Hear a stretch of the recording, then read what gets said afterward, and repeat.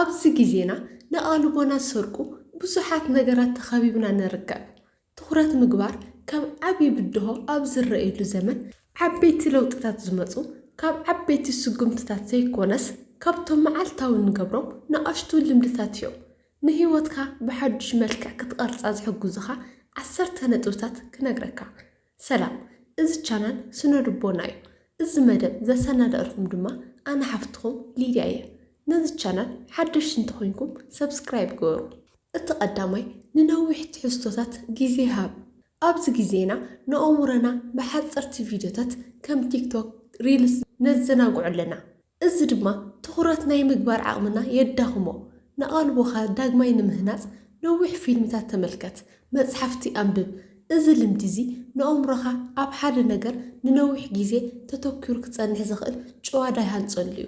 እቲ ካልኣይ ናይ 5 ደቂቕ ሕጊ ተጠቐም። እዚ ናይ 5 ደቂቕ ሕጊ ተባሂሉ ዝፍለጥ ንምስልቻው ስዒርካ ስራሕ ንምጅማር ዝሕግዝ ኣዝዩ ውፅኢታዊ ስነ ልቦናዊ ሜላ እዩ። መብዛሕትኡ ግዜ ሓደ ስራሕ ንምጅማር እንፈጥሮ ምክንያት ጠንቂ እቲ ስራሕ ስለ ዝከብደና ዘይኮነስ ኣእሙሮና ነቲ ስራሕ ከም ሓደ ዓብዪ ዘይውዳእ ገይሩ ስለ ዝስእሎ እዩ። እቲ ምጅማር ዝበሃል ስጉምቲ ከምቲ ዝኸበደ ክፋል ጉዕዞ ይስምዐና። በዚ ምክንያት ድማ ፅባሕ ክጅምሮ እየ ወይ ሕጂ ግዜ የብለኝ ዝብሉ ምክንያታት ንፈጥር። እዚ ሕግዝ ድማ ነቲ ናይ ምጅማር ፍርሒ ንምስባር ዝተዳለወ እዩ። ኣእሙሮና ዓበይቲ ዕማማት ክርኢ ከሎ ብባህሪኡ ይፈርሕን ይጭነቕን እዩ። እቲ ናይ 5 ደቂቕ ሕጊ ግን ንኣእሙሮኻ ከምዚ ይብሎ፣ ኣይትጨነቕ፣ ነዚ ስራሕ ሙሉእ መዓልቲ ክሰርሖ ይኹን ን5 ደቂቕ ጥራይ ጀሚረ ክሓድጎ እየ። 5 ደቂቕ ንዝኾነ ሰብ ኣዝያ ሓፃርን ዘይተፈራርሕን ግዜ ስለ ዝኾነት ኣእሙሮና ነቲ ናይ ምጅማር ተቃውምኡ የዝሕሎ። ሓንሳብ ስራሕ ምስ ጀመርካ እቲ ዝዓበየ ብድሆ ተሰይሩ ማለት እዩ። ስነ ልቦናዊ መፅናዕትታት ከም ዘርእይዎ ሰባት ሓንሳብ ሓደ ስራሕ ምስ ጀመሩ ንዕኡ ናይ ምውዳእ ተፈጥራዊ ድሌት ይሕድሩ። እቲ ሳልሳይ መደቀሲ ክፍልካ ካብ ቴሌፎን ነፃ ግበሮ። ቴሌፎን ኣብ ጥቓ መተርኣስና ሒዝና ምድቃስ ንፅሬት ጥቃስና ጥራይ ዘይኮነስ ንናይ ንግሆ ስምዒትና እውን የባላሽዎ እዩ። ቅድሚ ምድቃስኻን ምስ ተሳእኻን ዘሎ ግዜ ምስ ርእስኻ ጥራይ እምበር ምስ ዓለም ክኸውን የብሉን። ቴሌፎንካ ካብ መደቀሲኻ ወፃእ ብምግባር ንግሆ ብሰላምን ብትኹረትን መዓልትኻ ክትጅምር ትኽእል። ራብዓይ ንውሽጣዊ ስምዒታትካ ስም ሃቦም። ካብ ስራሕ ክንሃድም ወይ ንግዜና ክንደሊ ከለና እቲ ጠንቂ ቴሌፎን ዘይኮነስ ውሽጣዊ ስምዒትና እዩ። ሕጂ ምስልቻይ ድዩ ይስምዐኒ ዘሎ ወይስ ጭንቀት ድዩስ ፍርሒ ኢልካ ንርእስኻ ሕተታ። ነቲ ስምዒት ምስ ሰለለኻዮን ስም ምስ ሃብካዮን እቲ ካብኡ ንምህዳም ትገብሮ ናይ ምዝንጋዕ ድሌት ይሃስስ። ሓምሻይ ሓደ ነገር ጥራይ ግበር። ብዙሕ ነገራት ብሓንሳብ ምፍታን ብልሕነት ዘይኮነስ ንኣእምሮ ምርባሽ እዩ።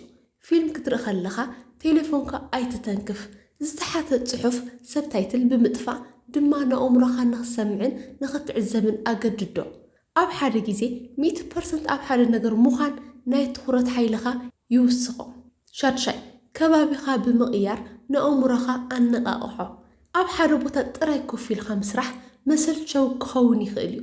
ሓደ ግዜ ናብ ቤተ መፅሓፍቲ፣ ካፌ ወይ ካልእ ሓዱሽ ቦታ ብምኻድ ስራሕ።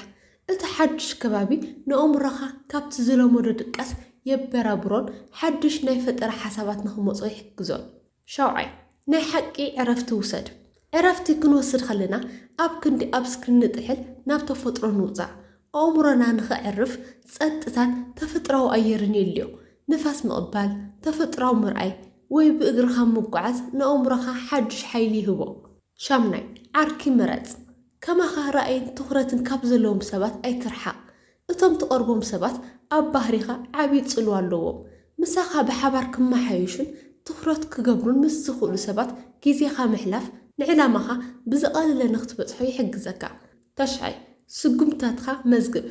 ዕቤትካ ክትዕዘብ ከለኻ ንቕድሚት ንኽትቕፅል ዓብዪ ሞራል ይኾነካ። ዝሰራሕካዮ ስራሕ፣ ዘንበብካዮ ገጻት ወይ ትኹረት ዝገበርካሉ ደቂቓታት መዝግብ። እዚ ንኣእምሮኻ ዓወት ከም ዝረኸበ ስለ ዘእሙኖ ንፅባሐይቱ ዝያዳ ክትሰርሕ ድሌት ይሕድረልካ። 10 ዘየድልዩ መልእኽትታት ወይ ኖቲፊኬሽን ምጥፋእ። እቲ ኣብ ቴሌፎንካ ዝመፅእ ድምፂ ንቓልቦኻ ዝሰርቕ ሰላሕታ ፀላኢ እዩ።